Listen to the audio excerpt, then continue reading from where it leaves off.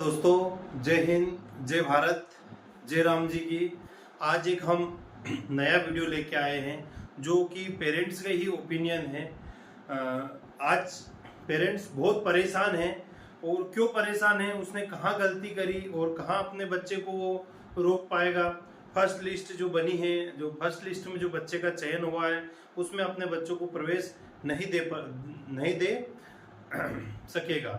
तो आज पूरे भारत से, मतलब लगभग सभी राज्यों के कुछ कुछ जिलों से, सभी जिलों से, केंद्र शासित प्रदेश से, राज्य स्तर से बिहार, उत्तर प्रदेश, उड़ीसा, अरुणाचल प्रदेश, हिमाचल प्रदेश, केरल, कर्नाटक, सभी जगह से, गोवा, इवन गोवा भी, गुजरात, बांग्लादेश, बांग्लादेश, बंगाल, सब जगह से फोन आ रहे हैं। और कहीं ना कहीं मैं उनका ओपिनियन ले रहा हूं, तो कहीं ना कहीं या तो स्कूल वाले ने मिस्टेक करी है या पेरेंट्स ने मिस्टेक करी है। तो जहां तक मेरा ओपिनियन है, बहुत बहुत जगह फर्स्ट लिस्ट की जो बहुत बच्चे रुक जाएंगे और उनकी छोटी छोटी मिस्टेक से मैं आपको 4 से 5 पॉइंट बता रहा हूं कि आपका बच्चा कहां कहां रुक जाएगा। अभी कुछ नवोदय विद्यालय वाले ने डॉक्यूमेंट वेरिफिकेशन करना चालू करा है, लेकिन बुधवार गुरुवार तक सभी नवोदय विद्यालय वाले बुलाने लग जाएंगे कि आपने सर्टिफिकेट बना लिया हो तो आप डॉक्यूमेंट वेरिफिकेशन करवा लो। कहाँ आपका बच्चा रुकेगा और कहाँ आपका बच्चा निकल जाएगा। तो आप वीडियो पर बने रहे, हमारे चैनल को सब्सक्राइब करें और आगे इस वीडियो को पूरा देखते रहे। मैं आपको 1 बाय 1 बताता हूं कि कहां कहां आपने गलती करी और कहां कहां आपके बच्चों का सिलेक्शन नहीं हो पाएगा, और कहां कहां आपने गलती करी है वहां आप इस तरीके से सुधार सकते हैं, आपके बच्चों का एडमिशन हो पाएगा। तो आइए चलते हैं। सबसे पहले मैं बात करता हूं डेट ऑफ बर्थ की। तो जो डेट ऑफ बर्थ आपने गलत भरी है, डेट ऑफ बर्थ फर्स्ट है आपका डेट ऑफ बर्थ। तो डेट ऑफ बर्थ यदि आपने जो आपके एडमिट कार्ड जो दे रखा है आपको, जो एडमिट कार्ड में डेट ऑफ बर्थ दे रखी है वही डेट ऑफ बर्थ आपके सारे डॉक्यूमेंट में होना चाहिए, नहीं तो आपका बच्चा रिजेक्ट हो जाएगा। आपको फॉर्म भरते समय ध्यान रखना चाहिए, ऑनलाइन वाले के पास में ध्यान रखना चाहिए। बहुत सारे पेरेंट्स बता रहे सर हमने तो फॉर्म सही दिया था, स्कूल वाले भी बता रहे सर हमने तो फॉर्म सही दिया था, अब आपने गड़बड़ी करी। तो एक चीज कहाँ है, डेट ऑफ बर्थ में यदि आपका बच्चे की जो डेट ऑफ बर्थ गलत है तो कोई भी नहीं आपके बच्चे को एडमिशन नहीं दे पाएगा। क्योंकि सबसे बड़ा भैया जिस तारीख में, जिस डेट में आपका बच्चे ने जो एग्जाम क्वालिफाई करी उस अंडर एज के अंदर, 10 से 12 साल के अंदर, वो बच्चा उसमें आ ही नहीं रहा है तो वो नहीं एडमिशन ले पाएगा, वो बाहर हो जाएगा। या तो आप डेट ऑफ बर्थ ठीक करो, आप डेट ऑफ बर्थ तो ठीक होना कंपलसरी नहीं, मतलब डेट ऑफ बर्थ होना तो पॉसिबल नहीं है, क्योंकि हॉस्पिटल में जिस डेट को बच्चा डिलीवरी हुआ था उस डेट का वो तो बना के देंगे। आपने कुछ गलती करी है तो यहाँ पर आपका बच्चा रुक जाएगा। एक सबसे बड़ी आती है लोकेशन की बात। Location, school location, school location की बात आती है। तो इसमें स्कूल लोकेशन में दो चीज आती है, एक तो रूरल आती है और एक अर्बन आती है। दो चीज आती है, एक तो रूरल आती है और एक अर्बन आती है। यहाँ पर भी आपका बच्चा रुक जाएगा यदि आपकी किसी स्कूल वाले ने इन्हें मदद नहीं करी तो। अब क्या होता है कि कुछ पेरेंट्स को पता है कि यार ग्रामीण क्षेत्र में एडमिशन कराने से बच्चे सिलेक्शन जल्दी होते हैं, तो वाकई में ग्रामीण क्षेत्र में सिलेक्शन कराने से बच्चे जल्दी होते हैं, बट उसका भी एक मेजरमेंट होता है कि आपको कौन सी क्लास का वो मेजर करते हैं। अब बच्चा क्या होता है कि जैसे थर्ड और फोर्थ क्लास, तो वो कहाँ गया, अर्बन में चला गया, कहीं शहरी क्षेत्र में स्कूल चला गया। आपने किसी की कहने पर उसको 5th क्लास में क्या करवा दिया, 5th क्लास में कहाँ करवा दिया, उसको रूरल में करवा दिया, आपने रूरल में करवा दिया। और जब आप फॉर्म भरने गए, स्कूल लोकेशन में जब फॉर्म भरने गए, आपको एक पेज पर चार्ट दे रखा होगा, ऐसा यहाँ पर ऐसे कॉलम बना होगा, यहाँ पर 3rd, 4th और 5th इन तीनों कॉलम का दे रखा होगा। यहाँ पर date of joining, date of ending, जो रिजल्ट आपने इशू करा हो तो 3rd का, 4th का, 5th का बताना पड़ेगा। फिर आपका स्कूल लोकेशन दे रखा होगा, तो आपको स्कूल लोकेशन कोष्टक में दे रखा होगा अर्बन या रूरल, तो आपने यहाँ पर 3rd में कर दिया होगा, रूरल। रूरल, और आपका बच्चा यहाँ पर 5th क्लास में यदि शहरी क्षेत्र में पढ़ा है तो आपने भी यहाँ पर भी रूरल कर दिया होगा, लेकिन यहाँ पर ये शहरी क्षेत्र है। तो यदि 3rd, 4th और 5th में से किसी भी क्लास में, यदि तीनों में से एक भी क्लास में यदि आपका बच्चा शहरी क्षेत्र में पढ़ा है, उन्होंने तो इतना तक लिखा है, मैं आपको इसमें वीडियो में एक छोटी सी हाईलाइट स्क्रीन की शॉर्ट स्क्रीन डाल दूंगा मैं, उन्होंने तो इतने तक लिखा है कि यदि आपका बच्चा एक दिन भी शहरी क्षेत्र में एक क्लास गया है, एडमिशन लिया है, तो आप शहरी क्षेत्र के पात्र हो, ग्रामीण क्षेत्र के पात्र नहीं हो। तो सबसे ज्यादा जो दिक्कत आ रही है वो यहीं पे आ रही है। कुछ पेरेंट्स का ये मानना है कि सर हम तो गांव में रहते हैं, भले हमारा बच्चा स्कूल जाता है, तो भैया नहीं, उन्होंने फॉर्म भरते टाइम ऐसा बोला है कि school location not for residential location, आपके मूल निवासी का लोकेशन नहीं पूछा है कि आप गांव में रहते हो कि शहरी रहते हो, गांव में रह रहे कि शहर में रह रहे, आपके रहने से कहीं फर्क नहीं पड़ता, लेकिन आप उसी जिले के, जिस जिले के मूल निवासी हो उसी जिले में आपको रहना जरूरी है। तो सबसे बड़ी जो दिक्कत आ रही है वो स्कूल लोकेशन की आ रही है।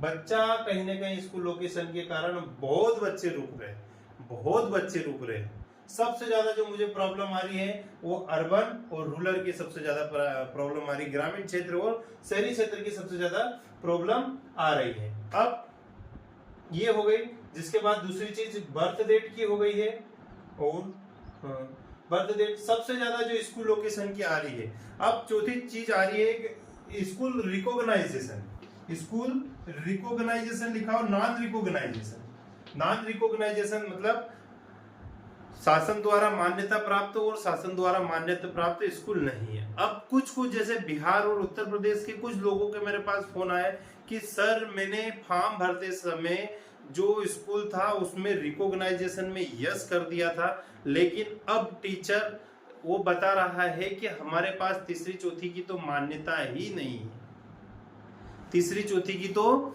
मान्यता ही नहीं है, अब हम क्या करें। तो वहां पर भी आप बाहर हो जाएंगे, या तो उस स्कूल वाले पर आप कंप्लेन करो स्कूल वाले की कि हमको धोखे में रखा है। कंप्लेन करने के बाद में भी कुछ भी नहीं होगा, क्योंकि वो 400 BC में चला जाएगा, अंदर चला जाएगा, कुछ भी होगा। सब भारत है, सब जोड़ तोड़ निचोड़ सब है। कुछ मार्कशीट नहीं दे रहे हैं, हमने तीसरी चौथी का मार्कशीट ही नहीं देते हैं, ऐसे रिजल्ट बना देते हैं, तो ऐसे नहीं चलेगा। तो आपका रिकॉग्नाइजेशन और नॉन रिकॉग्नाइजेशन के कारण भी आपका एडमिशन रुक जाएगा। अब सबसे मेन दूसरी चीज है, आपके नाम, आपके पापा का नाम, मदर के नाम में कुछ मिस्टेक स्पेलिंग वगैरह की होगी तो थोड़े सा चल जाएगा, नवोदय विद्यालय वाले भी समझते हैं, लेकिन बर्थ डेट, स्कूल लोकेशन ये बिल्कुल भी कंसिडर नहीं करेंगे।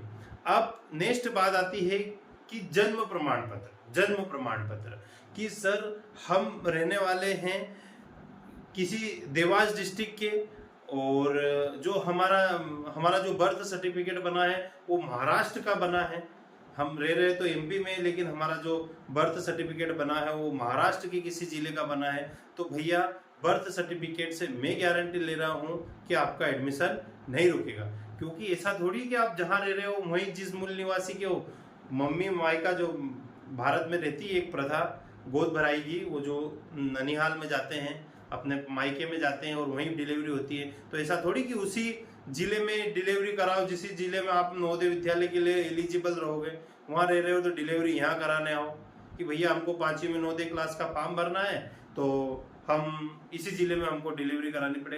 तो जन्म प्रमाण पत्र का कोई इशू नहीं हो, कहीं का भी हो, ऑल इंडिया का हो, ऑल इंडिया से बाहर का भी हो, तो जन्म प्रमाण पत्र का कोई इशू नहीं है। इवन कास्ट सर्टिफिकेट का भी इशू नहीं है। आपकी कास्ट जो है वो बता दो, आप भले आप पहले उत्तर प्रदेश में रह रहे थे, बाद में आप बिहार में आ गए, लेकिन बिहार में आ गए आप मेन रेसिडेंशियल बन गए, मूल निवासी बन गए, तो आपको यहाँ का मूल निवासी देना पड़ेगा। और सबसे बड़ी अहम बात है मूल निवासी की, मूल निवासी के कारण भी आपका एडमिशन कैंसिल हो सकता है। जो क्या होता है कि जो जॉब करने वाले गार्जियन पेरेंट्स रहते हैं वो क्या करते हैं, वो अपने बच्चों को अपने साथ में रखते हैं। अब वो रहने वाले तो देवास डिस्ट्रिक्ट के, लेकिन बच्चे की पढ़ाई वगैरह उन्होंने इंदौर से कराया। अब इंदौर से कराया तो इंदौर में कुछ डॉक्यूमेंट ने तो उन्होंने इंदौर में कंप्लीट कर लिया, जैसे आधार कार्ड कहीं से बनाया था तो पहले बन जाता था आधार कार्ड, तो वहां का रेसिडेंशियल उन्होंने लिख दिया, आधार कार्ड से फॉर्म भर दिया। अब आधार कार्ड से फॉर्म भरने के बाद में आ रहा है आपकी रेसिडेंशियल सर्टिफिकेट कैसे बना है? आप समग्र आईडी तो आपकी देवास डिस्ट्रिक्ट की बनी है, लेकिन आप रहने वाले इंदौर के हैं, तो कैसे बनाए? तो आपका रेसिडेंशियल सर्टिफिकेट बनाना कंपलसरी। या तो आप यहाँ से आपकी समग्र आईडी वो इंदौर के लिए ट्रांसफर करो, कहीं पर भी रेसिडेंशियल आप वहाँ पर जो किरायानामा रहता है वो किरायानामा लगाओ, और किरायानामा लगाने के बाद में आप वहाँ के जो मूल निवासी बन जाओ, तो मूल निवासी का प्रमाण पत्र प्राप्त करो। तो मूल निवासी की भी एक ज्यादा कोई बड़ी समस्या नहीं है।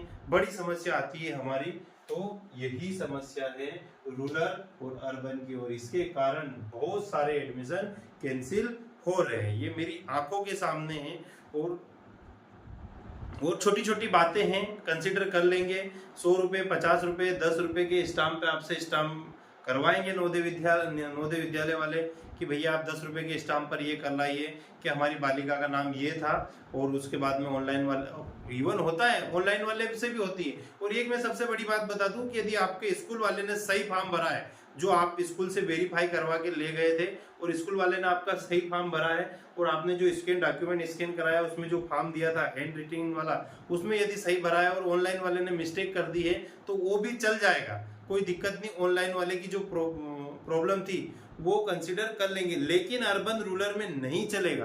क्योंकि अर्बन रूरल में इसलिए नहीं चलेगा कि 25-75 का रेशो रहता है, 25% और 75% का रेशो रहता है। नाम वगैरह में मिस्टेक होगी वो चल जाएगी, वो धक्का लेंगे, वो आपसे लिखवा के ले लेंगे, कोई दिक्कत नहीं। लेकिन आपकी तो ये पात्रता अलग खत्म हो गई, जो परसेंटेज था वो पूरा ही अलग हो गया। आपका जो सिलेक्शन हुआ है वो रूरल से हुआ है, आप 75% में आ रहे हो, लेकिन आपका जो स्कूल है वो अर्बन लोकेशन में है। यदि आप अर्बन से फॉर्म भरते हैं तो हो सकता है कि नहीं होगा।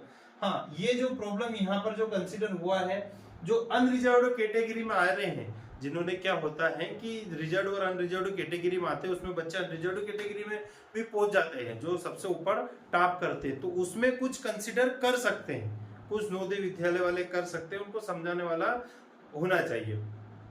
तो ऐसी छोटी छोटी बात थी। आप हमारे चैनल पर बने रहें, वीडियो को लाइक करें, सब्सक्राइब करें। मैं छोटी छोटी बातें लेके आ रहा हूँ, मेरा वीडियो आप पूरा वॉच करें। और एक हम छोटी सी क्लास लेके आ रहे हैं, 0 से हीरो, 0 to हीरो। इसमें 3rd से लेके बच्चा 5th तक हम ऑनलाइन क्लास निःशुल्क पढ़ाएंगे। हो सकता है यदि हमारा ऐप टाइम से यदि डेवलप्ड हो गया, बन गया है, तो हम लॉन्च भी कर देंगे।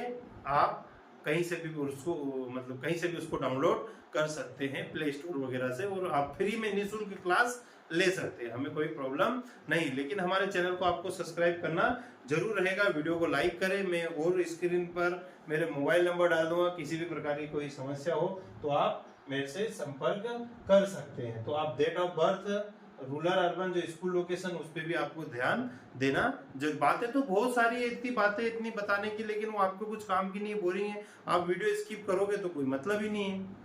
ठीक है, थैंक यू वेरी मच। ये गरीबों की क्लास है, यहाँ पर गरीब लोग पढ़ने आते हैं मेरी इस क्लास में, और व्यवस्थित पढ़ेंगे, हम उनको व्यवस्थित पढ़ाएंगे। और यही हमारी जो श्री बालाजी नवोदय कोचिंग परिवार है, उनका यही मेन उद्देश्य है कि हर घर में नवोदयन हो, हर घर में नवोदय का बच्चा हो, हर घर में एक एजुकेटर बच्चा हो, जो हर घर में पढ़े, किसी कारण से कोई बच्चा एजुकेशन में पीछे ना रहे। ये हमारा उद्देश्य है। बाकी आपकी मर्जी, पढ़ाना हो तो आप पढ़ाइए, नहीं पढ़ाना हो तो आप मत पढ़ाइए, क्योंकि आपका बच्चा है। सब्सक्राइब करना हो तो करिए, नहीं करना हो तो कोई बात नहीं। Thank you very much. जय हिंद, जय भारत। मस्त रहिए, खुश रहिए, हंसते रहिए और हंसाते रहिए।